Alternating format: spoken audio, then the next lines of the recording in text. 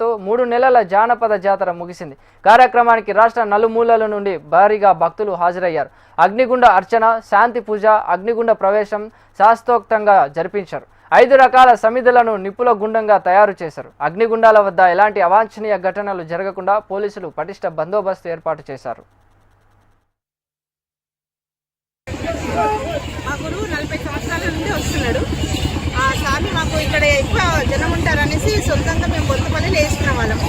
ఇక్కడ కూడా మా గురువు తర్వాత అశ్విని మా గురువు అయింది. నేను రాబట్టి 25 సంవత్సరాల నుండి ఇక్కడికి వద్దామనేసి వచ్చినాము. చాలా బాగా ఆనందంగా అందరికి మేము ఫస్ట్ వారం వచ్చినాము, కోనాలు చేసినాము, పటాలు వేసుకున్నాము. అందరం బస్సు కట్టుకొని మళ్ళీ కూడా అగ్గిగుండాల కోసం వచ్చినాము.